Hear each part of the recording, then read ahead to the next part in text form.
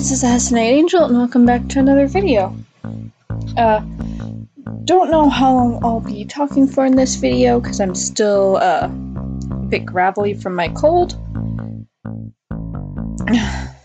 So I've actually been recording all these videos the day or night before posting them. Today we have, it's kind of back to those story concepts I did at the beginning. This one is, in particular, is for a fan comic. The working title is Legend of Zelda, Spirit of the Sword. Though, that's been the working title for a few years, and just the best way I can. But that name is very likely to change because the original story was going to be about the reborn form of Fi, the spirit of the Master Sword, and it's gone from that to be more about the bonds of found family, and more about how Link is connected to these people that are constantly reborn with them. So like Zelda, I'm sure Beetle will make an appearance, and recurring species that seem to have at least one or two characters that tend to return, kind of like how there's always a Zora princess who falls in love with Link. But the main dynamic is between Link, Zelda, and Fi. Her reborn form is probably going to be not Fi, like Navi and Fi mixed together. Not Fi. Or Navi. Navi is the working name. Because those are the two like sidekicks I mainly connected with. Because those are the main games I watched my brother play.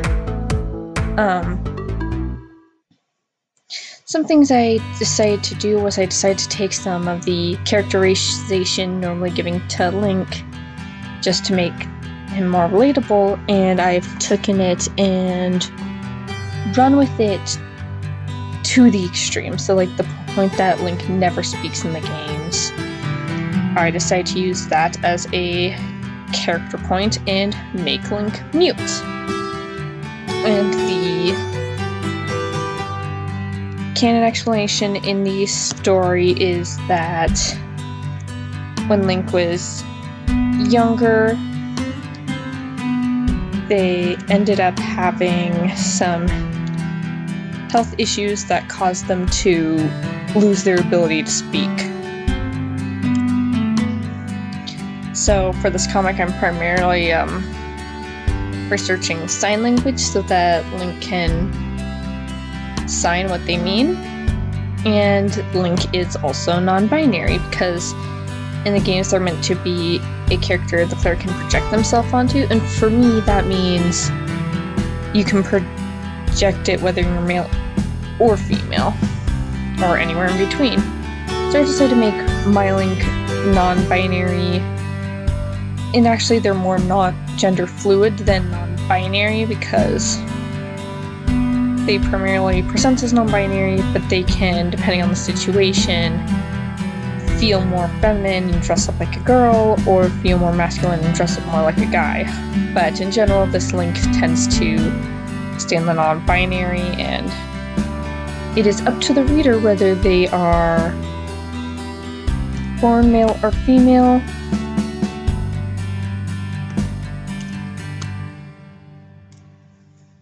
And they started out as a simple kid on the edge of Hyrule, working as a farmhand to their parents before they go out on their journey to be the hero. The main plot points in the story, without going too much into it, is this is a time where Ganon has taken over the kingdom. Hyrule is under Ganon's rule, and basically Link, Zelda, and Navi are working to put the rightful heir on the throne. The rightful heir being Zelda.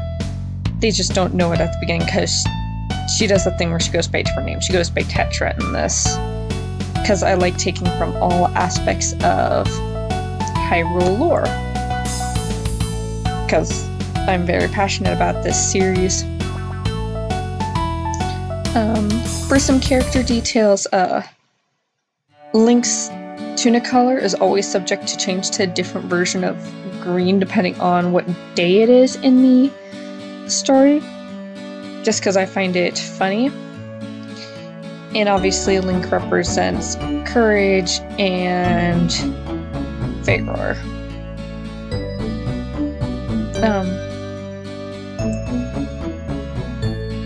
I decided to give Link more dirty blondish with hints with like a reddish undertone hair to kind of tie in that Link's sometimes blonde, sometimes a red brunette color. So I just chose a dirty blonde / really light brown middle ground, and I always thought it'd be more impactful if Link had green eyes, but I wanted to stay kind of true to the blue. So I gave them these eyes that were just on the verge. And then I just thought freckles across the nose, because I don't really do freckles across the nose on characters often, so most often will do them like as whisker marks on cheeks. They'll do a set of 5 on the cheeks, and these ones are across the nose. I decided to do a simple pose to show that Link is very friendly to those they meet and are generally very kind, but their father was captain of the guard before Ganon's takeover, so they do know how to wield a sword. I'm gonna wait to go into more of their relationship with Zelda / Tetra / Sheik when I do her character and Navai's character. I'm gonna wait to do more relationship stuff on them.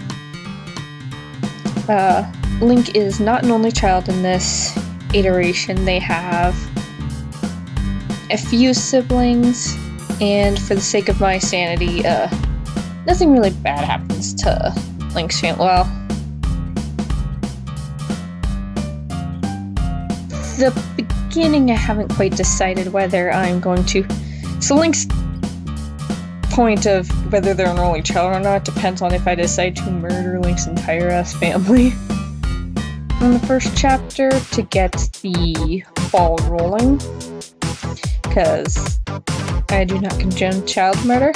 So if I decide to go the route that Link's family's village is burnt to the ground, Link will not have any siblings. If I do not, and Link just sets on their journey because realizing that they may be the legendary hero, they don't want to put their family in danger, so they leave the village with Zelda. And primary reason they leave the village is they've basically taken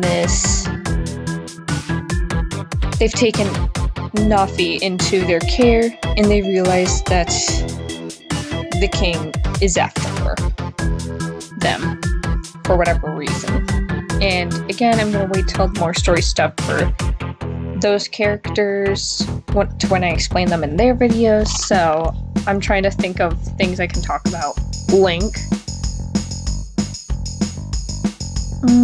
Other than them being like a more gender fluid, non-binary person.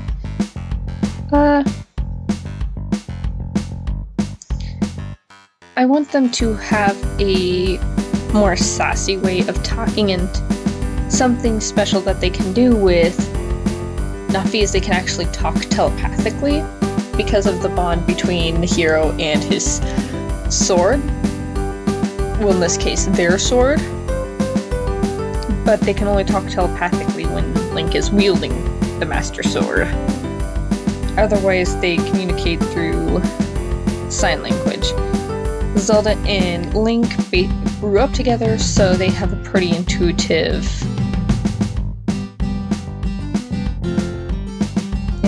what's the word I'm looking for? connection to where they can understand each other even without signing most of the time. And they do very much what me and my sister tend to do, is actually just talk through looks to each other.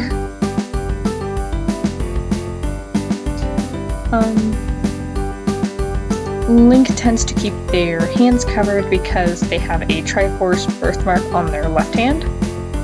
And they're actually ambidextrous, but they prefer their left hand, generally. Again, they have the Triforce symbol on their hand, and that's like a big thing as the reaches of Ganon's rule lead more and more towards their town. Basically, anybody with a Triforce birthmark, because not only is it a note to the princess and the hero, it is a sign of the spirit of the sword, and it's the reason given in story is when Link hears about it is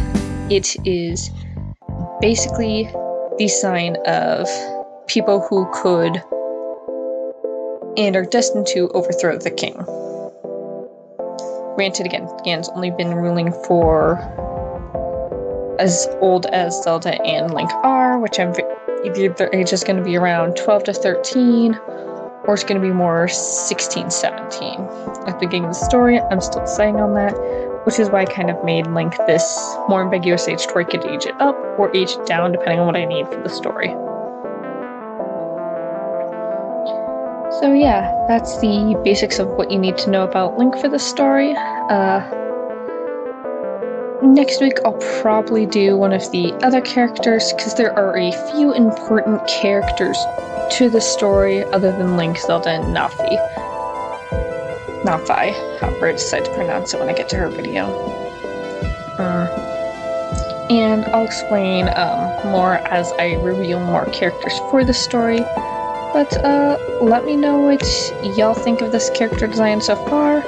It's mostly finalized, but I have some wiggle room when it comes to stuff like the style of Link's hair. That is all from me. Bye!